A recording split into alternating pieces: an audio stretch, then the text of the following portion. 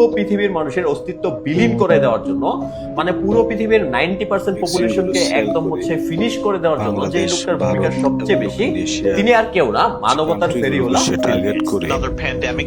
By the next pandemic, and it won't be the last pandemic.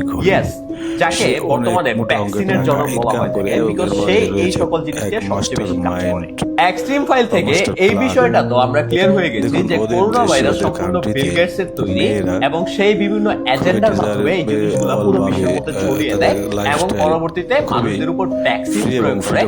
এতে মানুষের immunity থেকে শুরু করে স্বাস্থ্যহানি, ক্যান্সার প্রবণতা, তারপরে হার্ট অ্যাটাক প্রবণতা এবং বিভিন্ন স্কিন প্রবলেম থেকে শুরু করে অ্যালার্জি প্রবলেমগুলো মানুষের বডিতে তৈরি হয়। শুধু তাই নয়, বিল গেটস তার নিজের মুখে বলেছে যে ইন্ডিয়া সহ পৃথিবীর যত দরিদ্র দেশগুলো আছে সেই দেশগুলো তার কাছে ল্যাবরেটরি স্বরূপ কাজ করে।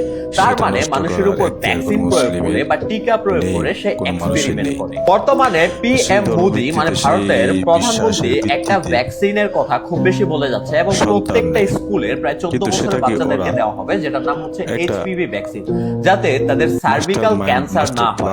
এই ভ্যাকসিন যে বা যারা ইতিপূর্বে নিয়েছে তাদের উল্টো সার্ভিক্যাল ক্যান্সার হওয়ার সম্ভাবনা বেড়ে গেছে। 2009 সালে বিল গেটস এর এই ভ্যাকসিন ভারতের অন্ধ্রপ্রদেশ এবং গুজরাটের প্রায় 20,000 মেয়েদের মধ্যে প্রয়োগ করা হয়, যেখানে অন স্পট প্রায় 7 জন মেয়ের মৃত্যু হয়েছে।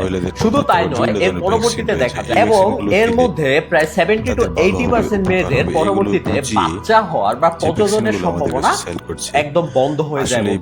বিল গেটস পরবর্তীতে একটা স্টেটমেন্টের মাধ্যমে বলে যে এটা ছিল জাস্ট একটা প্রয়োগ এন্ড এটা একটা এক্সপেরিমেন্ট ছিল।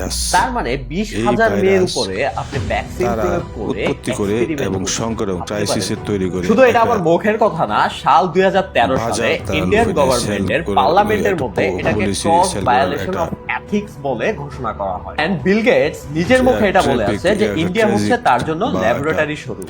আমেরিকার ফরমার প্রেসিডেন্ট জন এফ কেনেডির একজন সহকারী রবার্ট এফ কেনেডি তার একটা ইন্টারভিউর মধ্যে বলে যে যে বা যারা এই গার্ডিসল ভ্যাকসিন লাগাইছে, এটা হচ্ছে এইচপিভি ভ্যাকসিন লাগাইছে, তাদের ক্যান্সার হওয়ার রিস্ক প্রায় 90% পর্যন্ত বেড়ে যায়। ভ্যাকসিনগুলো নেয়নি তারা কিন্তু অনেক ভালো আছে, শারীরিকভাবে সুস্বাস্থ্যের অধিকারী রয়েছে, কিন্তু যারা এই সকল ভ্যাকসিনগুলো নিয়েছে তারা কিন্তু আসলে অসুস্থ হচ্ছে বেশি, হার্ট স্ট্রোক করছে, অ্যালার্জি বেড়ে যাচ্ছে। আমেরিকার একজন মোস্ট পপুলার হচ্ছে আপনার ডক্টর এন্ড উকিল বলতে পারেন, যাকে হচ্ছে বিভিন্ন প্রবলেম নিয়ে মানুষ কল করে থাকে, সে একটা ইন্টারভিউর মধ্যে রিভিল করে এবং বলে যে গার্ডিসল ভ্যাকসিন হচ্ছে পৃথিবীর মধ্যে সবচেয়ে ডেঞ্জারাস ভ্যাকসিন। বলেছিলাম যে আমাদের self in terms of most harmful.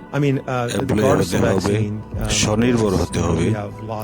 পরের দেওয়া বিল গেটস এর একজন ডক্টর যে কিনা বিল গেটস এর পারিবারিক চিকিৎসার দায়িত্ব ছিল, সে পর্যন্ত বলছে যে বিল গেটস তার নিজের কোনো বাচ্চাকে আজ পর্যন্ত ভ্যাকসিনই লাগায় সুস্থ থাকতে। তার মানে আমার আপনার বাচ্চাকে এই আর্টিকেলটাকে অনলাইন থেকে ডিলিট করে দেওয়া হয় এবং যে কথাটা বলছে সে আজ পৃথিবীতে নেই এবং যারা বা যে প্রতিষ্ঠানে এই আর্টিকেলটাকে ছাপাইছে বিভিন্ন ধরনের যে আপনাদের যদি কথাগুলো একটু অদ্ভুত লেগে থাকে তাহলে হচ্ছে এজেন্ডা 2013 এর কথা আপনাদের সাথে শেয়ার করলাম যে গ্রেট আলোচনা করতেছে ডিজিটাল কার্ড একবার WHO এর লোগো যদি আপনারা ভালো করে সেটা এটাও হচ্ছে আপনার ইলুমিনেশন বিভিন্ন। এখন মজার বিষয় হচ্ছে আপনাদেরকে অনেক আগে একটা জিনিস শেয়ার করেছিলাম যে আপনারা যদি খুব ভালো করে এই ছবিটা দেখেন যে আজ থেকে বেশি বছর না 30-40 বছর আগে 1986 থেকে 96 পর্যন্ত একটা বাচ্চাকে নরমালি ভ্যাকসিন বা টিকা দেওয়া হতো, সেটা হচ্ছে 5 থেকে 6টা ভ্যাকসিন বা টিকা দেওয়া হতো।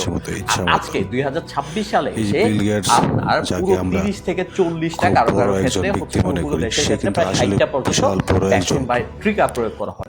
এখন শুধু এই টিকা প্রয়োগ করে যে আপনার সন্তান সেভ আছে এমনটা ভাবা কিন্তু ভুল। এই টিকাগুলো প্রয়োগ করার পরে দেখেন ইমিউনিটি এতটা দুর্বল যে বর্তমানে মানুষ বেশি হামের টিকা দেওয়ার পরও অনেকের এখনো হাম হচ্ছে। তাহলে হামের টিকা দেওয়ার লাভটা কি? তাদের ভাষা অনুযায়ী এখনো যদি হামের টিকা দেওয়ার ফলে সন্তানদের আপনার হাম রোগ হয়ে থাকে তাহলে হামের টিকা দেওয়ার লাভ বলে যে এটা আপনাদের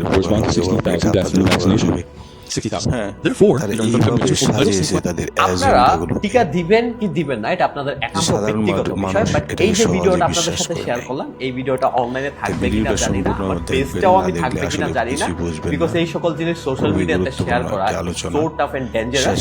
তারপরে হচ্ছে আমি শেয়ার করলাম, ভালো লাগলে ডেফিনেটলি পেজটাকে ফলো দিন আর ইনফরমেশনগুলো মানুষের মধ্যে ছড়ায় দেওয়ার জন্য হলো ভিডিওটা শেয়ার করুন।